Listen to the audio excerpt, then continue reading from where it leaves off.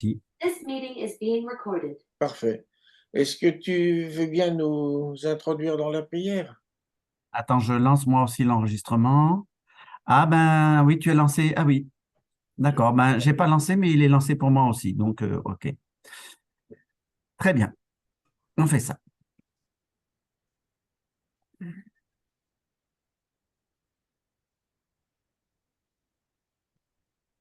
Notre Dieu, notre Père, nous nous approchons de cette célébration de Noël.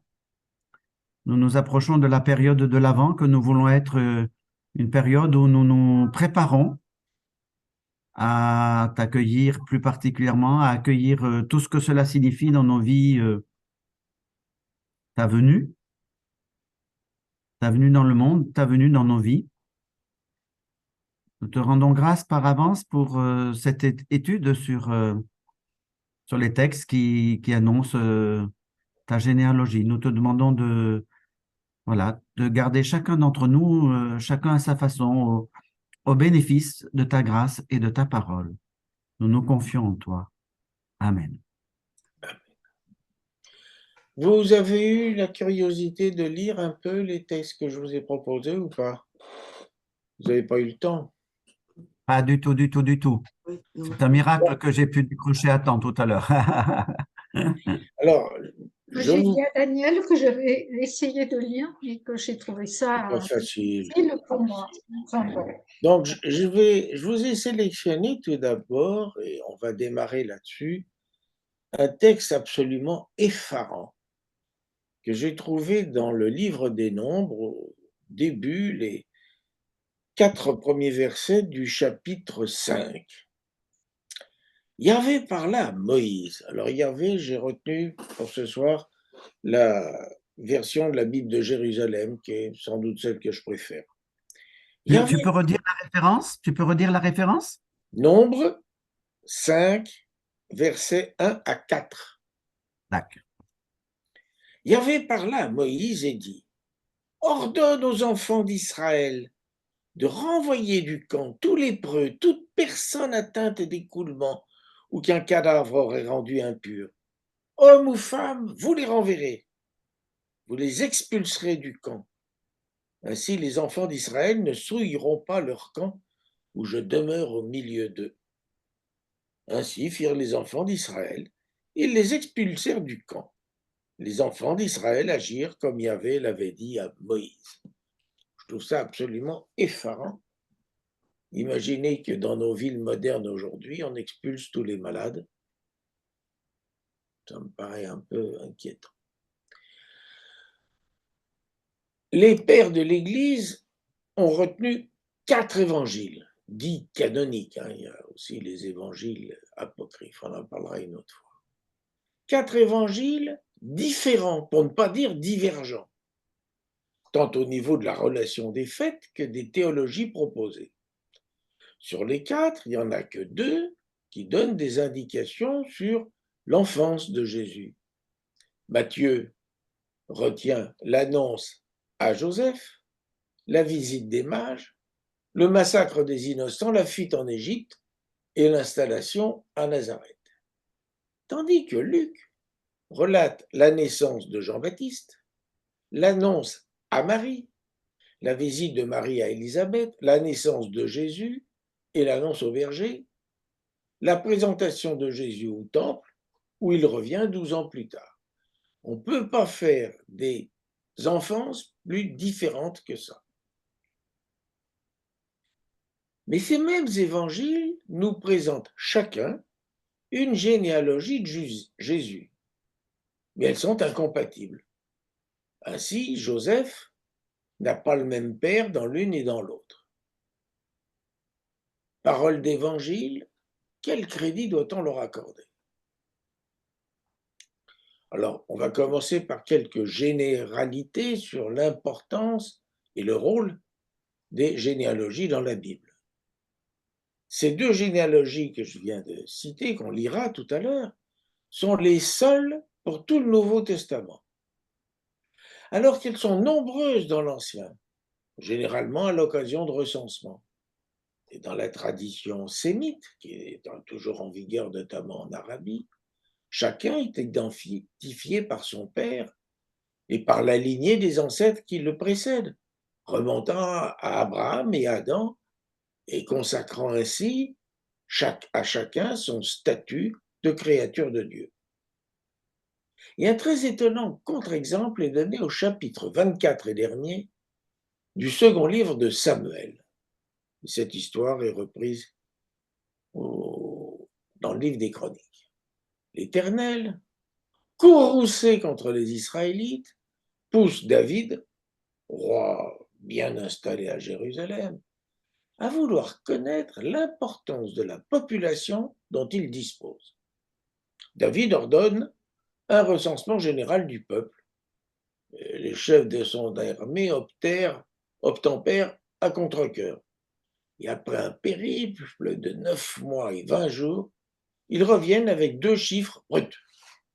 800 000 hommes tirant l'épée pour Israël, le royaume du Nord, et 500 000 pour Juda, le royaume du Sud.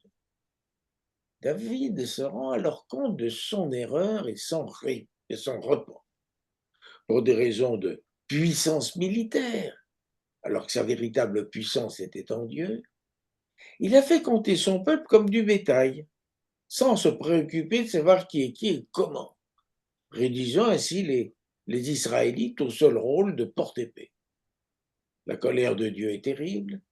Il contraint David à choisir entre 3 ans de famine dans tout le royaume, 3 mois de fuite devant l'ennemi ou 3 jours de peste. Conscient de sa faute, David opte pour la dernière possibilité, la plus brève, qui lui paraît la moins pire. Et en 3 jours, la peste tue 70 000 hommes sur toute l'étendue du territoire et s'arrête aux portes de Jérusalem. Après la grande diaspora juive à travers l'Europe, et surtout le pourtour méditerranéen, les rabbins continuèrent à conserver, et parfois de façon clandestine, les lignées des membres de leur synagogue, permettant à chaque juif de continuer à savoir de quelle tribu il relevait. La principale généalogie biblique apparaît dès le livre de la Genèse, principalement à ses chapitres 5, 10 et 11, et puis ensuite au fil des récits jusqu'à Esrod, petit-fils de Juda. Les 3 premiers chapitres du livre des Chroniques la reprend de façon très concordante. Et il l'étend jusqu'à Zorobabel, 2e ou 3e roi, après le retour d'exil. Matthieu, lui, la complète jusqu'à Jésus. Et on va commencer, parce que c'est la plus courte, par la généalogie de Luc. Alors la tradition, qui remonte à la première moitié du IIe siècle, fait de Luc, l'évangéliste, un médecin, compagnon de Paul, mentionné 3 fois dans ses épîtres. De culture hellénistique, Luc semble peu à l'aise avec la géographie et les usages palestiniens, et il aurait écrit directement en grec un évangile à l'intention de chrétiens issus du paganisme. Il le dit en ce qui est devenu le chapitre 3, à partir du verset 22.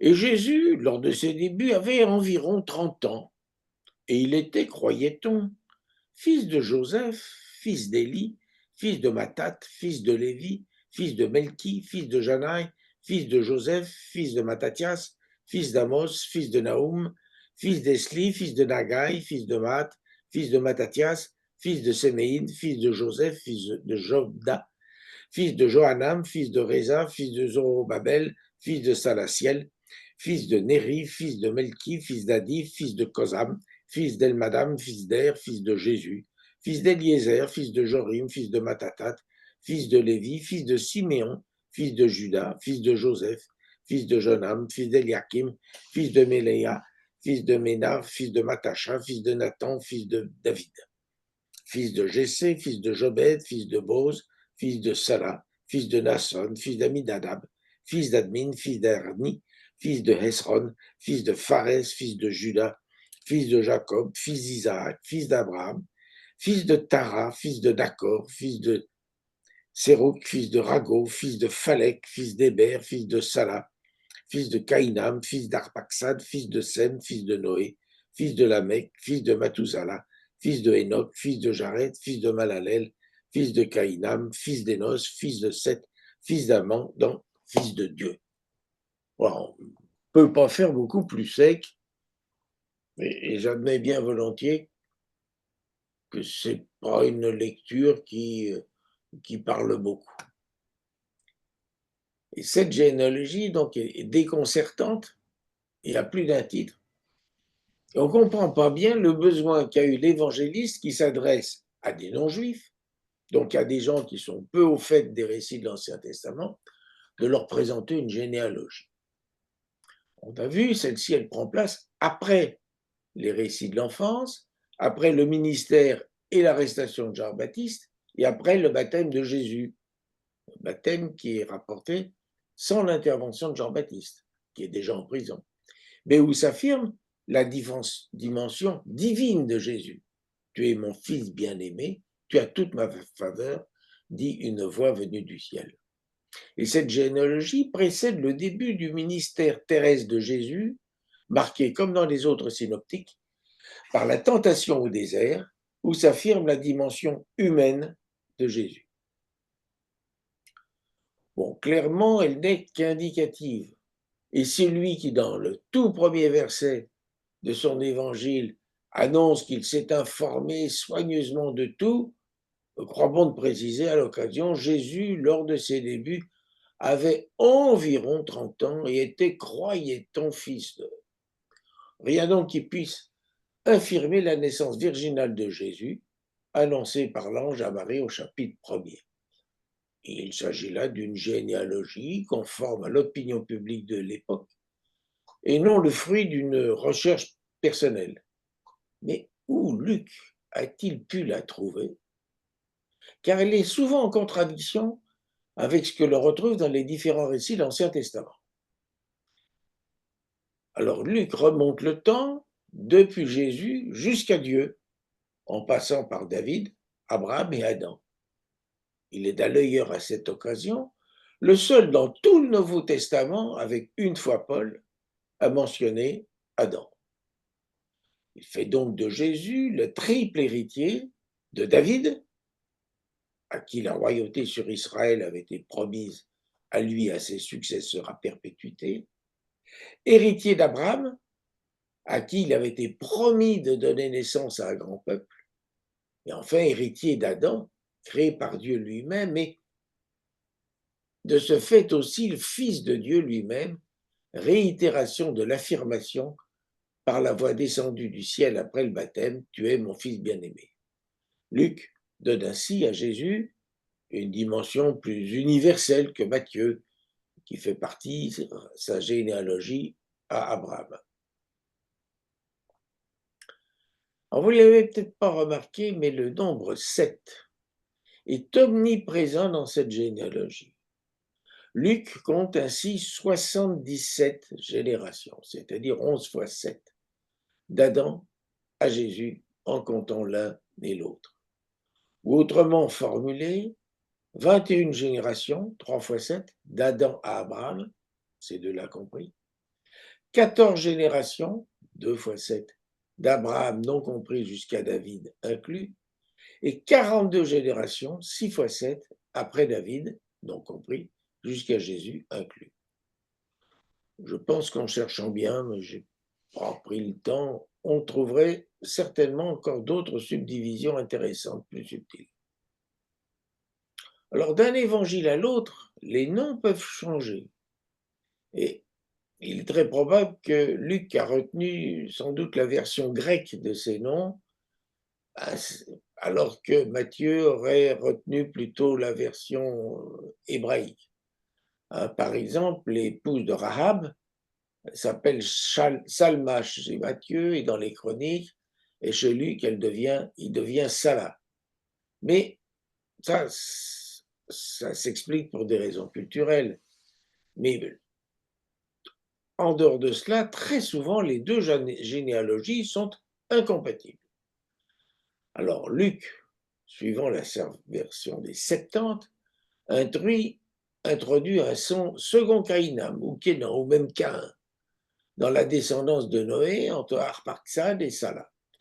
Alors, tout à la fin du texte qui est maintenant en ligne sur le site de la paroisse, je vous ai reproduit en 4 colonnes un tableau Excel où j'ai repris les différentes généalogies selon la Genèse, le livre des Chroniques, Matthieu et Luc.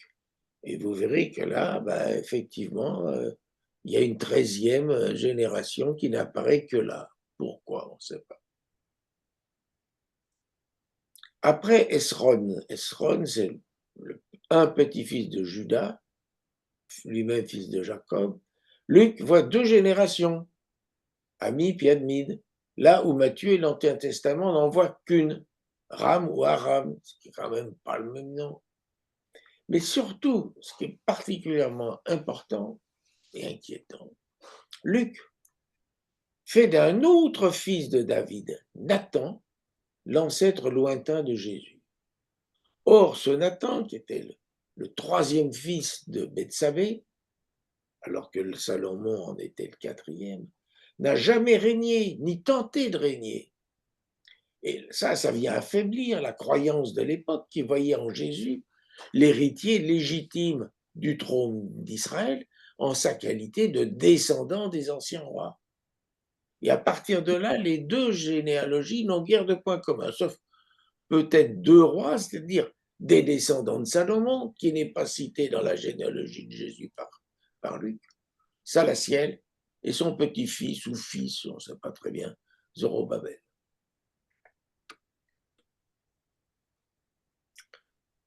C'est tout ce que j'ai trouvé sur la généalogie de Luc. Je reprends volontiers les suggestions. Passons à la généalogie de Matthieu. Alors, cet évangile, qui a été rédigé indépendamment de celui de Luc, remonterait aussi à peu près à 80-90 sans qu'on puisse être beaucoup plus précis. Il aurait été originellement écrit en araméen, version aujourd'hui perdue, peut-être très peu d'exemplaires, puis transcrit en grec. La même tradition l'attribue aux disciples mentionnés sous son nom grec de Matthieu à son chapitre 9, et sous son nom juif de Lévi dans les évangiles de Marc et de Luc. S'il en est bien ainsi, ce Matthieu, collecteur d'impôts, aurait été un homme riche et cultivé, connaissant bien les us et coutumes à l'époque de Jésus. On considère donc qu'il s'adressait à des chrétiens issus du judaïsme. Et la généalogie de Jésus débute son évangile, et je vous propose de la lire aussi. Généalogie de Jésus-Christ, fils de David, fils d'Abraham. Abraham engendra Isaac. Isaac engendra Jacob. Jacob engendra Judas et ses frères. Judas engendra Pharès et Zara de Tamar. Pharès engendra Esrom, Esrom engendra Aram, Aram engendra Abinabad, Abinabad engendra Naasson, Naasson engendra Salmon, Salmon engendra Boz de Rahab, Boz engendra Jobed de Ruth, Jobed engendra Jessé, Jessé engendra le roi David. David engendra Salomon de la femme d'Uri, Salomon engendra Roboam, Roboam engendra Abia, Abia engendra Asa, Asa engendra Josaphat, Josaphat engendra Joram, Joram engendra Osias, Osias engendra Jotam, Jotam engendra Akaz, Akaz engendra Azakias, Ézéchias engendra Manassé, Manassé engendra Amon, Amon engendra Josias, Josias engendra Jéconias et ses frères. Ce fut alors la déportation à Babylone. Après la déportation à Babylone, Jéconias engendra Salatiel, Salatiel engendra Zorobabel, Zorobabel engendra Abiud, Abiud engendra Eliakim, Eliakim engendra Azor, Azor engendra Sadok, Sadok engendra Hakim, Hakim engendra Eliud, Eliud engendra Éléazar, Éléazar engendra Matan, Matan engendra Jacob. Jacob engendra Joseph, l'époux de Marie, de laquelle naquit Jésus, que l'on appelle Christ. Le total des générations est donc d'Abraham à David 14 générations, de David à la déportation de Babylone 14 générations, de la déportation de Babylone au Christ 14 générations. Donc Matthieu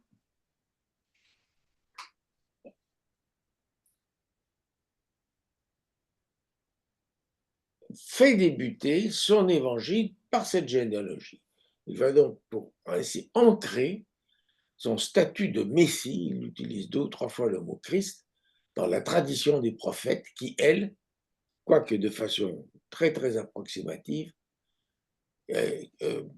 tradition des prophètes qu'il cite de façon assez approximative. Hein, c'est le fameux « Et toi, Bethléem, terre de Juda, tu n'es certes pas le plus petit des chefs-lieux de Juda, car c'est de toi que sortira le chef qui paîtra Israël, mon peuple. » Il s'adresse à des Juifs ou des gens qui le furent il n'y a pas longtemps. Il ne juge donc pas nécessaire de remonter jusqu'à Adam, mais entend souligner que Jésus est bien le descendant d'Abraham, donc l'héritier de la promesse qui lui avait été faite, et du roi David, à qui le trône d'Israël avait été promis à perpétuité. Chez Matthieu aussi, le nombre 7 est omniprésent. Mais au verset 17, l'auteur en révèle en partie la signification cachée. 42 générations se sont succédées, 14 d'Abraham à David, en comptant l'un et l'autre, 14 de Salomon à Jéconias, dernier roi avant la chute de Jérusalem, et en fait encore 14 générations jusqu'à Jésus. Et ce chiffre de 14 est loin d'être anodin. Lors de notre deuxième réunion, je vous avais parlé de la gématrie. La gématrie, c'est une des techniques utilisées notamment par la Kabbale pour déchiffrer le sens caché des textes de l'Ancien Testament. Pour représenter un chiffre, la langue hébraïque ne dispose que des lettres. Donc les 9 premières lettres, c'est les chiffres de 1 à 9, ensuite de 10 à 90, et ensuite de 100 à 900. À chaque lettre correspond un nombre. Et donc on peut additionner les lettres d'un même mot. Et l'addition de ces valeurs, il y a généralement 3 lettres dans un mot hébreu, donne à chaque mot une valeur. Et on va essayer de rechercher les correspondances entre mots d'une même valeur. Alors au cas présent, c'est intéressant parce qu'on peut toucher du doigt. Le mot David a pour valeur 14, puisque D égale 4, V égale 6, D égale 4.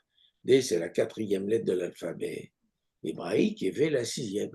On trouve 14. Ah, voilà. On a à chaque fois David.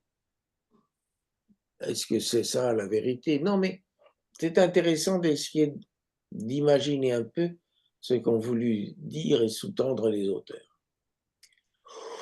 Bon, ça n'empêche pas Matthieu de ne pas trop s'effrayer devant un peu de fantaisie pour arriver à ce résultat.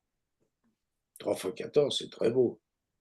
Mais enfin, Jéconias, appelé aussi Joachim, est compté 2 fois, une fois avant et une fois après la déportation à Babylone, alors qu'il n'a régné que 3 mois avant à Jérusalem et a été emmené prisonnier à Babylone par Nabuchodonosor, après le premier siège de Jérusalem en moins 597. 6 rois qui sont cités dans le premier livre des Chroniques sont peut-être oubliés. Joas, Amasias et Azarias, puis Joachim et Sélécias, qui fut pourtant le roi de la chute de Jérusalem, et Pédaïa.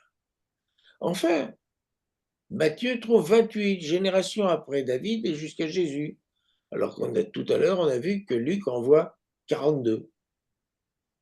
42, c'est encore 3 fois 14. Ce qu'il y a d'intéressant dans la généalogie de Matthieu, c'est qu'il cite quelques événements historiques, on peut un peu se rapprocher, et notamment, il fait état de 4 des épouses des ancêtres de Jésus. et moi j'en rajouterai une cinquième, qui sont toutes des femmes non juives et scandaleuses. Plus exactement, dont le comportement à un moment de leur vie avait fait scandale. Il n'est pas tout à fait pareil. Je vais vous raconter des choses que je vous ai déjà racontées au mois de juin à l'occasion du livre de Ruth, puisque le livre de Ruth se termine par une généalogie. Et la première de ces femmes, c'est Tamar, fugace liaison de Judas, Judas le fils aîné de Jacob. Non, pardon, c'est le quatrième fils de Jacob et de la première de ses femmes. Et c'est peut-être le plus important. Eh bien, Judas s'émancipe un peu de la tutelle de son père pour épouser une femme du pays, la fille du Cananéen Shua. Et comment est-ce qu'il pouvait faire autrement?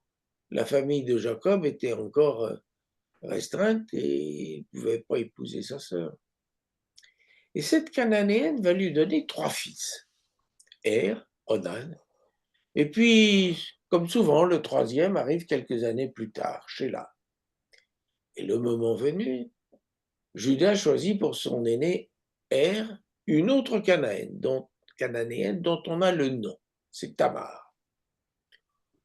Malheureusement, sans qu'on sache en quoi, Er déplaît fortement à Yahvé qu'il fait mourir.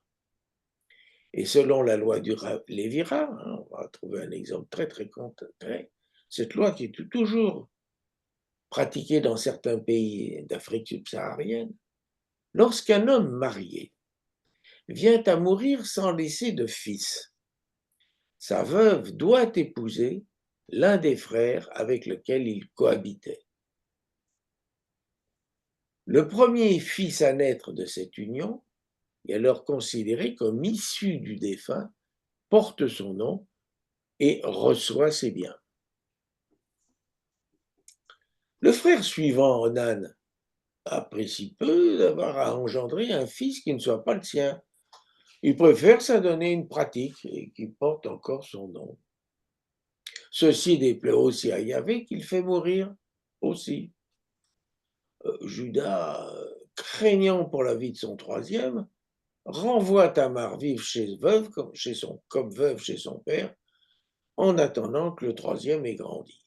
Bien. Mais le temps passe. La femme de Judas décède et celui-ci semble avoir complètement oublié Tamar. Or, un jour, elle apprend que son beau-père doit venir dans le coin pour la tonte des moutons. Elle ne fait ni une ni deux.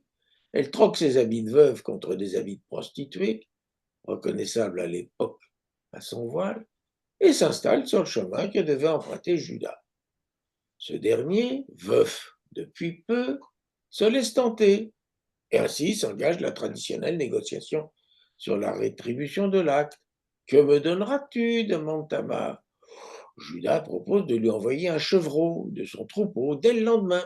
Mais pour l'heure, démuni de tout moyen de paiement, il doit laisser en gage son sceau, son cordon et son bâton de marche. Judas partit, Tamar ôte aussitôt son voile, reprend ses habits de veuve et repart chez son père.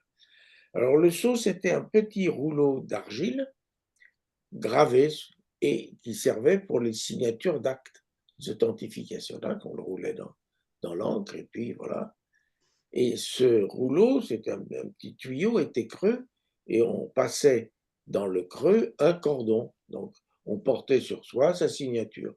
Bâton de marche, je n'ai pas besoin d'expliquer.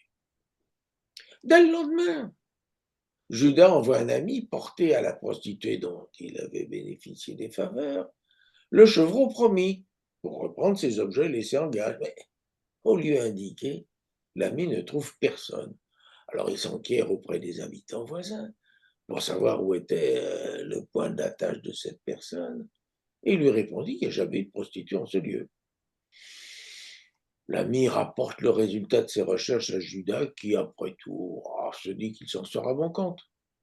Et voilà que, 3 mois plus tard, on apprend à Judas que sa belle-fille s'est prostituée et qu'elle en est même enceinte. Il ordonne qu'elle soit amenée dehors et brûlée vive.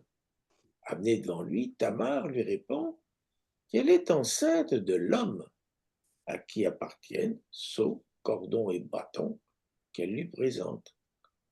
Judas s'incline et déclare « Elle est plus juste que moi, c'est qu'en effet, je ne lui avais pas donné mon fils Sheila. » Il la reprend donc chez lui, mais s'abstiendra ensuite de tout rapport avec elle et ne la donnera pas à son fils Sheila.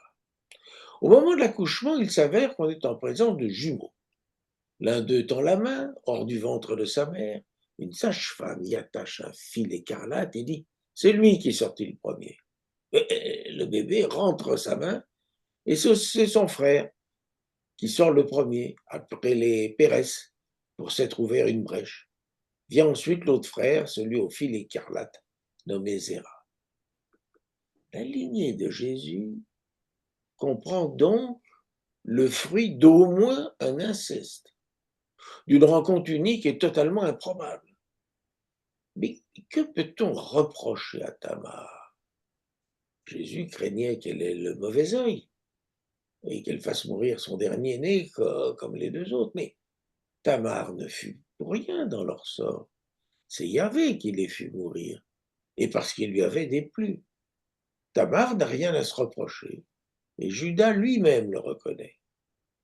D'ailleurs, vous vous souvenez peut-être que Bose, qui se propose d'épouser Ruth quelques siècles plus tard, se voit répondre par les anciens de Bethléem, sa ville, que ta maison soit semblable à celle de Pérès que Tamar enfanta à Judas. La seconde femme de cette généalogie est Rahab, femme de Salmon et prostituée de Jéricho. 40 ans après la sortie d'Égypte, les enfants d'Israël sont sur le point d'entrer en Juda, ce pays où coule le lait et le miel que leur a promis Yahvé leur Dieu. Et le premier obstacle au-delà du Jourdain s'appelle Jéricho. Aussi, avant que de passer le Jourdain, Josué prudent envoie 2 espions pour examiner la situation. Sans que l'on sache sur quelle indication, ils se rendent directement chez une prostituée, Rahab, dont la maison était aménagée dans la muraille de la ville. Le roi de Jéricho l'apprend et lui envoie dire que ce sont des espions et qu'elle doit les livrer. Rahab répond que si effectivement elle a reçu ces hommes, elle ignorait que ce fussent des espions et de toute façon, ils sont partis le soir même, peu avant la fermeture des portes de la ville. Les messagers repartis, Rahab monte sur la terrasse où elle avait caché les hommes sous des tiges de lin. Elle leur explique que, comme tout le monde en ville, elle est sans illusion quant à la puissance de Yahvé, à qui personne ne peut résister. Elle leur fait donc jurer de l'épargner, elle et sa famille, lors de la conquête de la ville. Ils acceptent, à la double condition qu'elle garde le secret sur leur mission et que le moment venu, elle rassemble dans sa maison toute sa famille, après avoir fixé à sa fenêtre, dedans sur l'extérieur, un cordon rouge qu'ils lui remettent. Rahab les fait sortir par cette même fenêtre. Dès leur départ, elle y fixe le cordon rouge. Les espions se cachent quelques jours dans les collines avoisinantes, puis regagnent leur camp au-delà du Jourdain. À quelques jours de là, Josué, après avoir fait traverser le Jourdain au peuple, met le siège devant Jéricho. Mais avant d'attaquer la ville, il ordonne aux 2 espions de mettre à exécution leur promesse et de faire sortir Rahab et toute sa famille comme il l'avait juré. Puis les Hébreux se ruent à l'assaut de Jéricho, y massacrent tout ce qu'ils y trouvent de vivant, animaux comme humains, et livrent la ville aux flammes avant de la raser. La généalogie de David, qui clôt le livre de Ruth, sans doute ajoutée après coup, nous indique que Bose était fils de Salmon, selon le livre des Chroniques, Salma selon le livre des Chroniques, Salah selon le livre de Luc. Mais seul Matthieu mentionne dans sa généalogie que la mère de Bose n'était autre que Rahab. S'il en est bien ainsi, le père de Bose, qui était l'un des 2 espions envoyés par Josué à Jéricho pour reconnaître les lieux, accueilli, hébergé, nourri et protégé par Rahab. Celle-ci se voit inévitablement qualifiée de prostituée, car il nous plaît de voir que la grâce ne fait exception de personne. Mais rien n'indique que ce fut nécessairement une personne dépravée. Son nom signifie large et peut aussi bien dériver des racines zone, nourrir, que zona, séduire. Ça n'était probablement qu'une simple aubergiste, mais les aubergistes peuvent se montrer accueillantes au-delà du minimum. Et rien n'interdit d'imaginer que Rahab ait pu être séduite par un bel espion de ce Dieu qui semblait si redoutable aux adversaires d'Israël. On ne peut non plus exclure qu'elle fut l'une des prostituées sacrées que comptait la ville de Jéricho pour les besoins du culte rendu aux dieux locaux. Mais quoi qu'il en soit, ce qui est certain, c'est que Rahab était bel et bien une Amorite, c'est-à-dire une non-juive. La troisième de ces femmes ancêtres de Jésus est Ruth, la Moabite, femme de Bose, dont la curieuse histoire n'allait d'arrêt dans le livre qui porte son nom s'étale sur une douzaine d'années. Je vous la résume, on l'a vu plus en détail au mois de juin. La famille sévissant en Juda, un certain Elimelech, part avec sa femme Noémie et ses 2 jeunes fils pour aller s'installer à l'est du Jourdain dans les terres plus fertiles du pays de Moab. Assez rapidement, il meurt. Sa veuve marie ses fils à des filles du pays, Ruth pour Malon et Orpa pour Kilion. Hélas, quelques 10 ans plus tard, les 2 fils d'Elimelech meurent aussi, laissant ainsi 3 veuves démunies. Noémie, ayant appris que la situation s'était améliorée en Juda, annonce à ses 2 belles-filles son intention de rentrer dans son village d'origine. Ces dernières lui emboîtent le pas. Mais en cours de route, Noémie, prenant conscience du sort qui les attend en Israël, leur enjoint de l'abandonner pour se réfugier chez leurs mères respectives, où elles seraient en sécurité et d'où elles auraient, compte tenu de leur âge, les meilleures chances de retrouver un mari. Orpa se range avec regret au sage avis de sa belle-mère. Ruth s'y refuse obstinément. À quelques jours des premières moissons de l'orge, les voilà donc toutes 2 à Bethléem, où Noémie, peu glorieuse et sans ressources, retrouve les siens et les biens de son mari, laissés à l'abandon.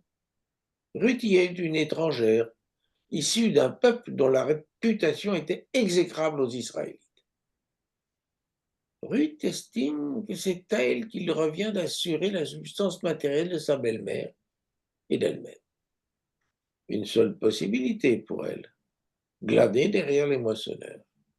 Telle était en effet la coutume à l'époque, car c'était le seul moyen de permettre aux plus faibles de la communauté de survivre. Et la Torah en fait une obligation au profit de la veuve, de l'orphelin et de l'immigré. Et Ruth à elle seule cumulait 2 de ces handicaps. Et la chance veut qu'elle vienne, sans le savoir, glaner dans un champ d'un proche parent de ce beau-père qu'elle n'a jamais connu, Bose. Ce dernier, mis au courant, a tôt fait d'identifier qui est Ruth, et conscient de ses responsabilités à son égard, donne des instructions à ses moissonneurs pour que ceux-ci se montrent un peu plus négligents, de façon à permettre à Ruth de ramasser un peu plus que ce qu'elle aurait pu normalement espérer. Bien plus. S'adressant directement à Ruth, il lui recommande de ne pas aller glaner ailleurs. Il lui fait savoir qu'en cas de besoin, elle pourra s'abreuver aux cruches que les domestiques ont puisées. Et puis pour finir, il invite à partager son déjeuner.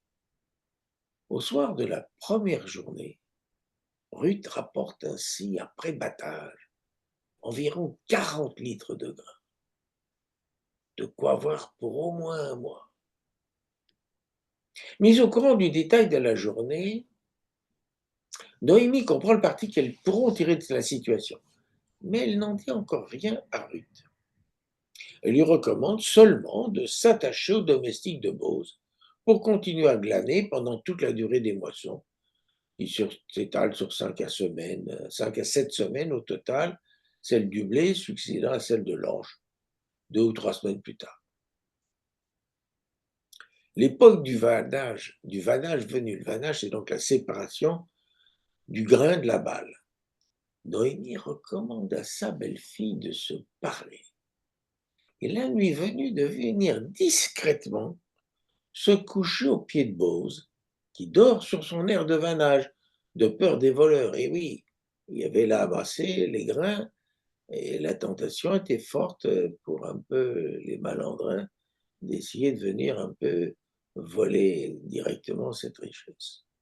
Bose se réveille en pleine nuit et découvre avec surprise une femme à ses pieds. Il l'interroge, elle se fait connaître et lui fait savoir son désir qu'il l'épouse, comme son statut de plus proche parent lui en fait obligation.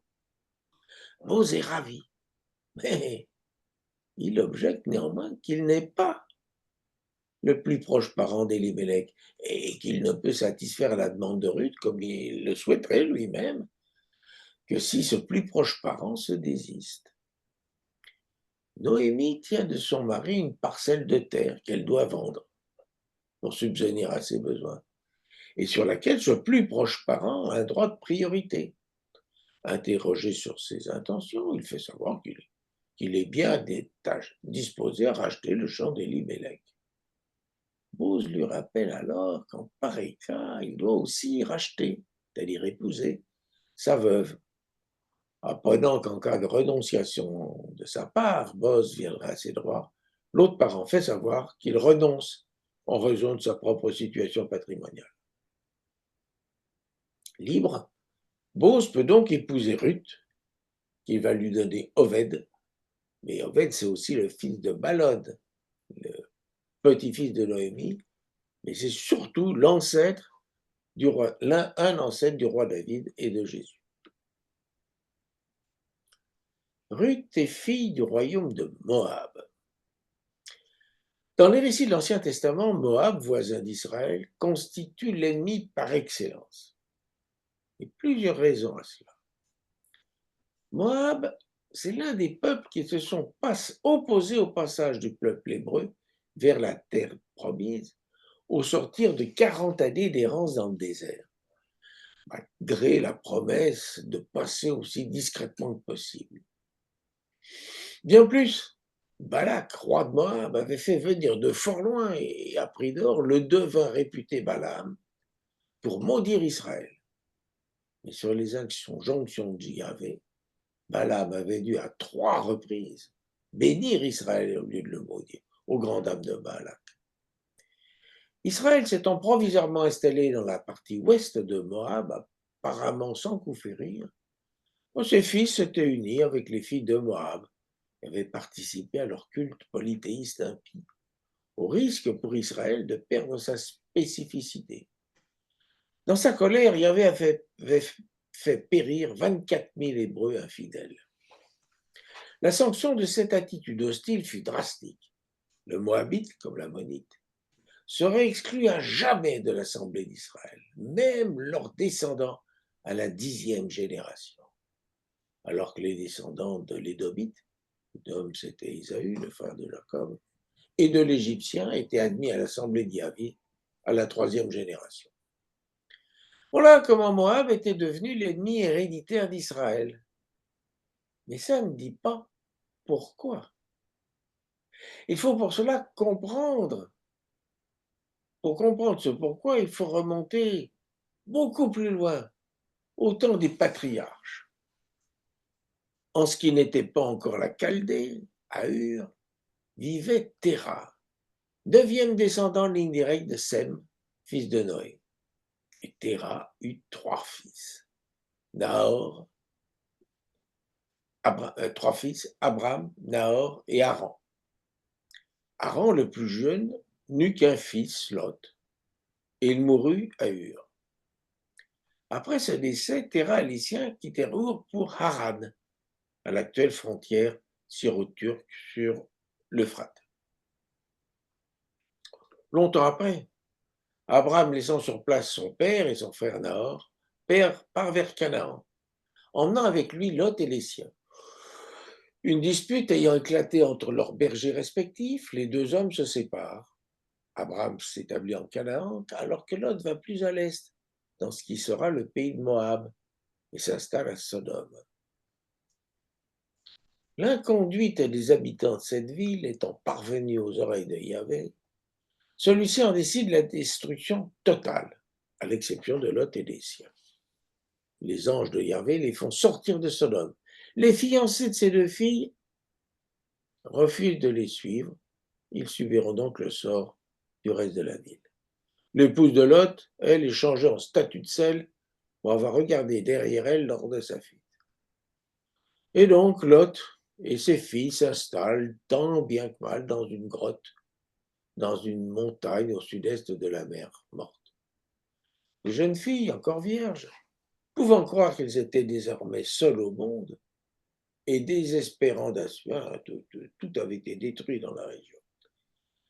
Et désespérant d'assurer la pérennité de leur famille, optent pour une solution radicale. Elles enivrent leur père 2 nuits de suite, et de ces unions incestueuses naissent Moab, père des Moabites, et Bédani, père des Ammonites. Bon, certes, tout ceci constitue des explications apportées après coup à l'hostilité traditionnelle entre Israël et Moab, probablement formalisée après le retour d'exil, mais pouvant reposer sur des traditions orales fort anciennes. Parce que dans la pratique, les relations entre Israélites et Moabites n'étaient sans doute pas tout aussi conflictuelles. Salomon lui-même n'eut-il pas plusieurs épouses, Moabites et Ammonites, mais avec les effets généralement attribués à de telles unions, c'est-à-dire l'édification près de Jérusalem, de sanctuaires dédiés aux dieux de ses épouses étrangères, de nature à renforcer le sentiment de méfiance à l'égard des Moabites. Les Juifs voyaient donc les Moabites comme fruit d'un inceste abominable, hostiles à leur égard sans véritable raison et prêts à les pervertir. Toutes ces caractéristiques s'appliquent à Ruth, dont le livre, même s'il est situé par ses auteurs au temps des juges, fut probablement écrit après l'exil, alors que les autorités de l'époque envisageaient très sérieusement, pour restaurer la pureté du peuple, d'expulser d'Israël les femmes moabites que certains Hébreux avaient pu épouser, ainsi que leurs enfants. Si le Zohar, qui est un ouvrage d'exégèse kabbalistique en langue araméenne, vraisemblablement composé au XIIIe siècle de notre ère par le rabbin espagnol Moïse de Léon, si ce Zohar explique que Ruth, donc qu'elle prit à son mariage avec Mahlon, s'appelait initialement Gilite, était fille du roi de Moab Églon, c'est certainement pour souligner que Ruth représentait à elle seule la totalité de son peuple. Toujours est-il que viennent s'ajouter au nombre des ancêtres du Christ 2 femmes étrangères et pour l'une incestueuse. La 4e des femmes citées par Matthieu, la 5e si on retient la fille aînée de Lot, est Bethsabée, l'épouse bien-aimée et adultère du roi David, dont l'histoire est racontée en 2 chapitres du second livre de Samuel. Se promenant un soir sur la terrasse de son palais, le roi David aperçoit en contrebas une femme très belle, se baignant. On comprendra plus tard qu'elle procédait aux ablutions rituelles clôturant la fin de sa période d'impureté après ses règles. David en va prendre des informations.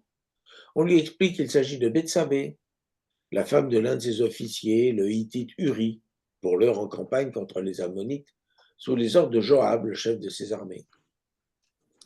David fait chercher Bethsabée. Celle-ci se montre sensible au charme et au précis de son hôte, puis retourne chez elle. Sans surprise, elle lui envoie dire quelques jours plus tard qu'elle est enceinte de lui. Cela ne semble pas particulièrement chagriner David, qui va élaborer tout un stratagème. Dans un premier temps, il envoie à Joab l'ordre de lui renvoyer Uri pour consultation. L'officier fait son rapport au roi, qui le renvoie chez lui avec un présent de sa table. Cependant, contre toute attente, Uri ne rentre pas chez lui et couche à la porte du palais avec les gardes. Le lendemain, David, alerté, lui demande pourquoi il n'est pas entré chez lui, auprès de sa femme, alors qu'il n'a qu'une courte permission. Uri lui répond qu'il ne saurait rentrer chez lui, pouvoir manger et coucher avec sa femme, alors que l'arche de l'Alliance, d'une part, les armées du roi en campagne, d'autre part, reposent sous la tente. Le roi David lui offre de rester un jour encore, sans résultat.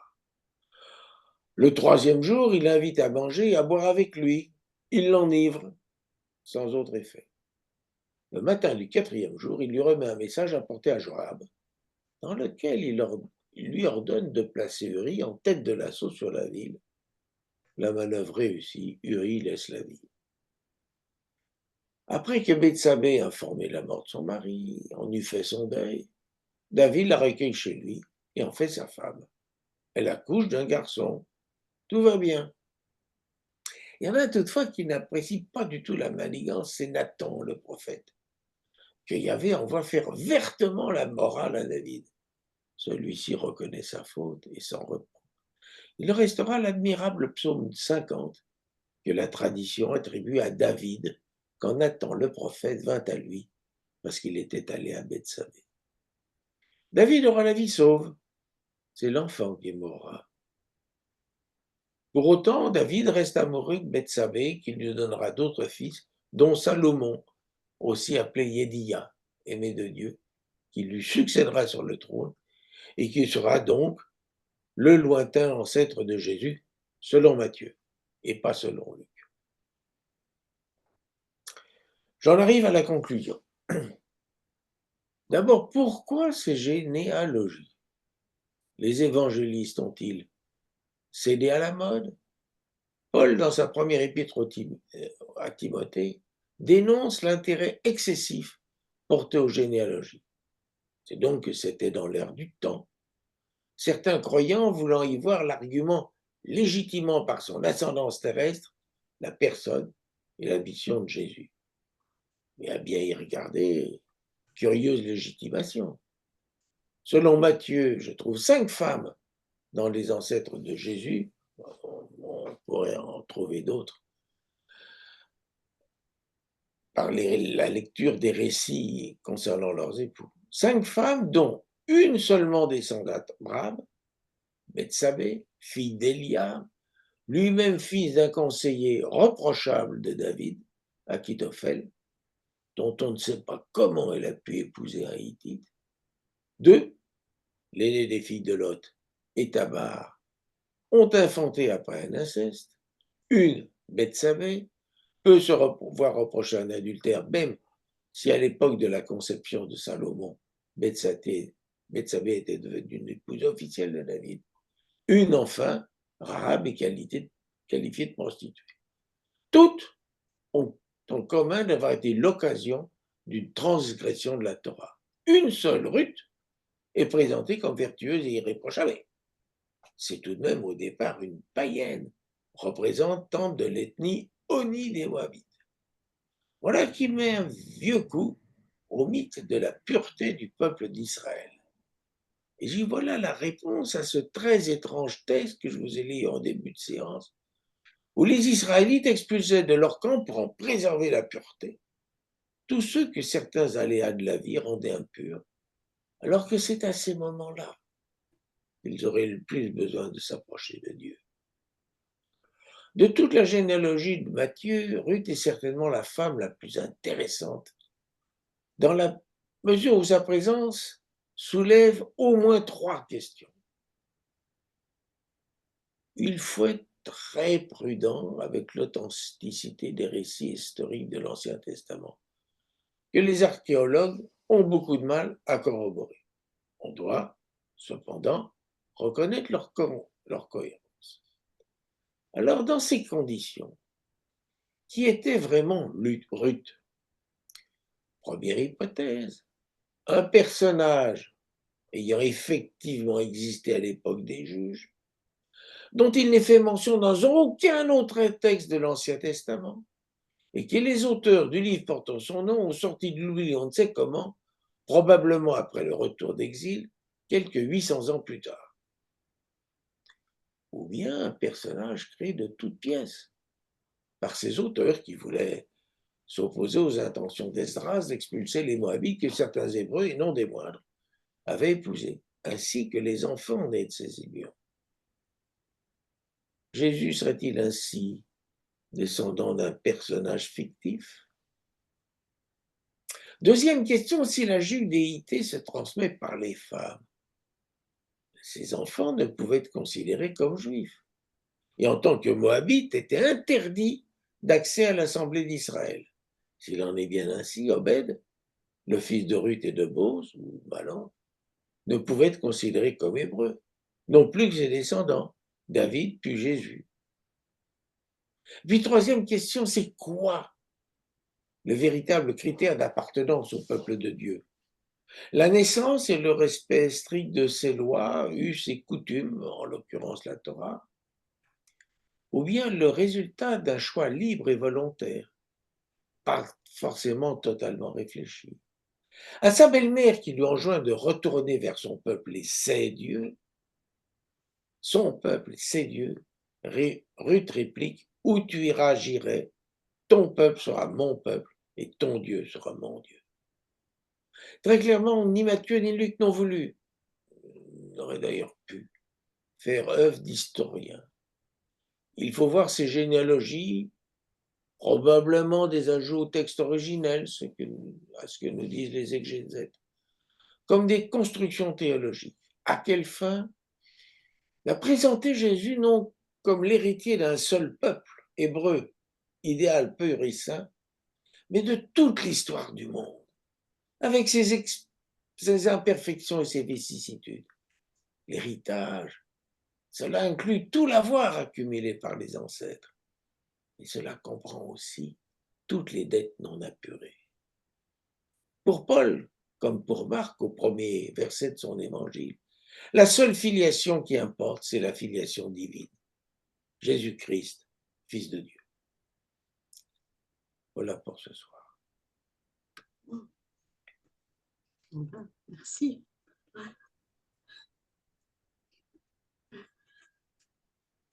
Ces histoires vous ont plu? Ah oui, Je crois que Georges aime bien les histoires. Ça, c'est tout à fait vrai. Bon, il y en avait 5, mais elles sont très, très denses et très, très, très intenses. Tout à fait, tout à fait. Et Ruth, c'est pas la première fois qu'on entend de toi oui. voilà, une narration sur Ruth, mais là, il y avait toutes les autres. Donc, tu vois tu disais que tu as vu 3 raisons au fait qu'il y ait des femmes ou étrangères ou transgressives dans la généalogie. Tu peux redire juste en une seconde les 3 raisons? Attends.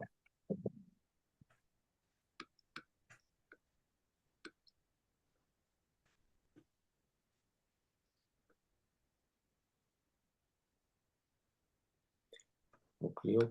Pourquoi ces généalogies? Non, non, peut-être qu'il y avait 3 points dans ta conclusion, c'était peut-être plutôt ça alors. Oui, Parce que, d'abord, premier point, pourquoi ces généalogies? oui, oui, et Alors c'était qu'on une a question. 5 Oui, femmes qui sont quand même bizarres et qui mettent oui, vraiment à mal le mythe de la pureté du peuple. Femme, Ruth nous pose 3 questions. Est-ce que c'est un personnage réel ou est-ce que c'est un personnage inventé? On raccroche Jésus à ce personnage, mais à qui? À un personnage qui a existé ou pas? Vous voyez, la solidité de nos généalogies, là-dedans, on ne s'y retrouve pas. Et puis, à supposer que Ruth ait bien existé, elle n'était pas juive et la Torah interdisait aux descendants des Moabites d'entrer dans l'assemblée du peuple. Donc, si David puis Jésus sont des descendants de Ruth, ils ne pouvaient pas être juifs. Là encore, on vit sur des mythes qui sont assez incohérents. Il faut le savoir et en être modeste. Et puis, quel dernier point, c'est quoi l'appartenance au peuple de Dieu? C'est parce que je suis né protestant ou parce que je veux être protestant? Et l'exemple, D'accord. je trouve, c'est Ruth qui dit, quand sa belle-mère lui dit, ben, retourne vers ton peuple et tes dieux. Hein. Il n'y a pas de mépris de la part de Noémie. Il faut qu'elle retourne à ce qu'elle est d'origine. Elle dit non, je fais mes choix et ton peuple sera mon peuple et ton Dieu sera mon Dieu.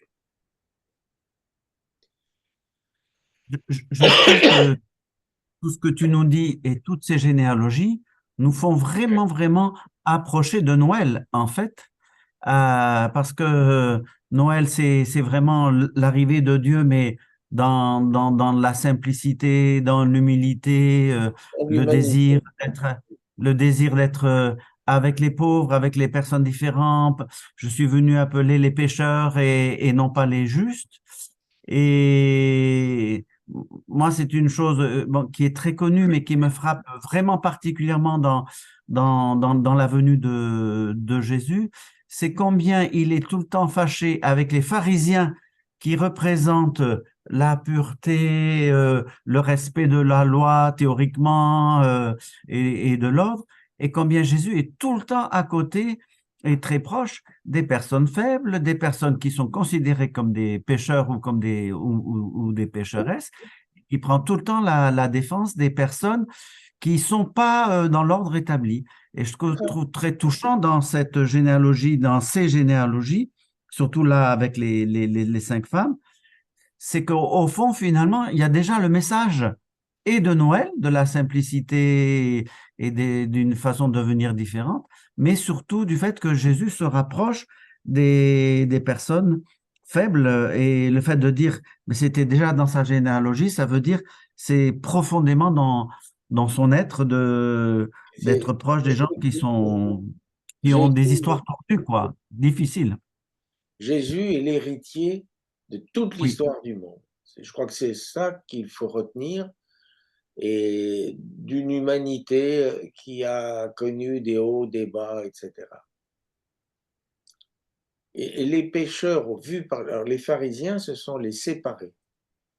Pas tellement séparés des autres, mais surtout séparés du péché. Mais comme les autres sont des pécheurs, ça ne facilite pas les fréquentations, on ne se serre pas les mains, etc. Et Jésus, c'est le contraire. Il est héritier de l'humanité. Il a sur lui tout le poids de l'humanité passée qui est chaotique. Et tu peux le prendre dans l'autre sens, c'est-à-dire qu'il est l'héritier de tout cela, ou il est venu pour toutes ces personnes-là. Il est venu pour Mais il est offrir venu pour un ces salut à personnes-là cette parce humanité-là. il est venu parce qu'il en est l'héritier.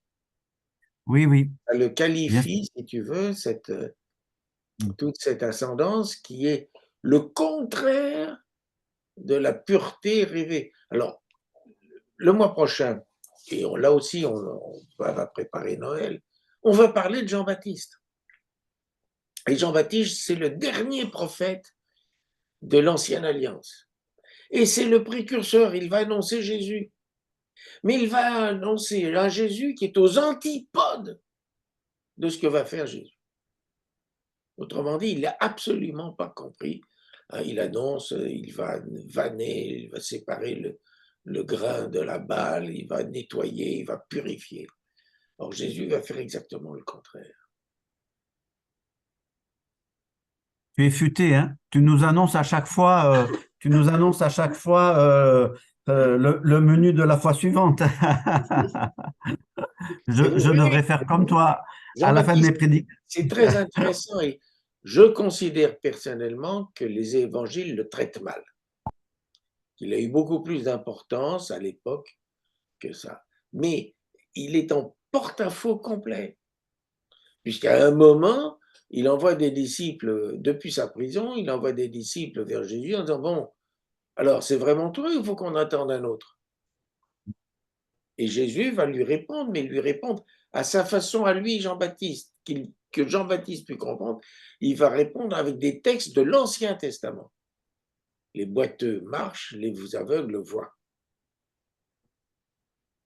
Bon, merci beaucoup, Daniel. Oui, merci. On va digérer tout ça. Oui, Alors, oui, oui, oui.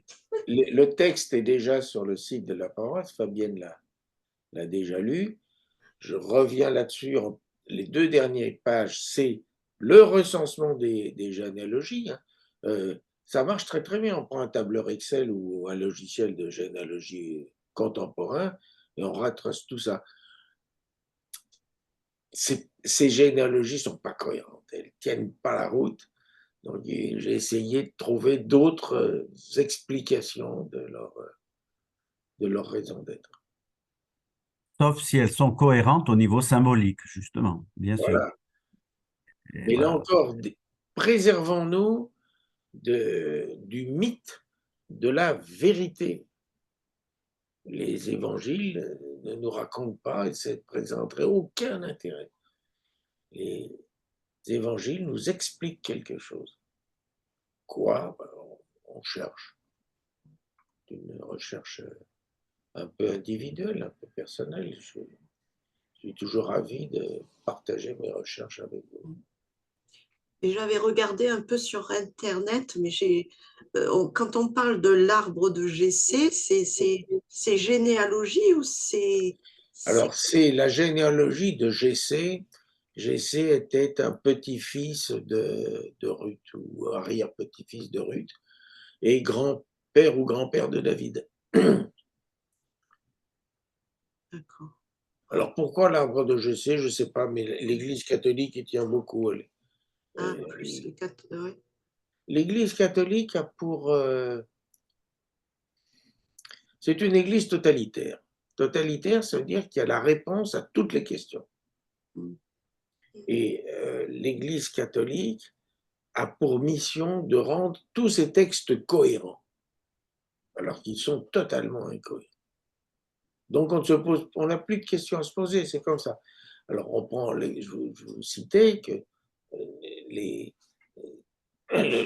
père de Joseph, le père lui-même père de Jésus, pour Matthieu, il s'appelle Matin, et pour Luc, il s'appelle Élie. C'est pas tout à fait le même nom. Ça interpelle. Et pour l'Église catholique, non, il n'y a aucune ambiguïté. C'est les effets de la loi du Lévirat. Parce que la grand-mère de Jésus a perdu son mari avant la naissance de son fils. Donc, il est né. Donc, il a 2 noms, celui de son père décédé, celui de son père physique. On n'a pas besoin d'explication. Les textes ne sont pas là pour nous dire la vérité. Ils sont là pour nous inciter à la rechercher, pour nous inciter à nous poser des questions, à essayer de comprendre, et voilà. Et Après, c'est toute une question de définition de la vérité. Si la vérité, c'est littéralement un événement historique ou si c'est je parle de la la vérité profondeur historique. de notre être devant Dieu. Donc, Je parle de la voilà, vérité historique. voilà. Et puis, Eh ben, on va peut-être arrêter l'enregistrement là, Daniel. J'arrête je l'enregistrement. termine sur un mot. Le summum de tout ça, c'est les récits de l'Ascension. Par prudence, le même évangéliste fait monter Jésus au ciel 2 fois à 40 jours de distance. Il fallait peut-être pas enregistrer ça. Allez, on arrête l'enregistrement. Moi, le premier.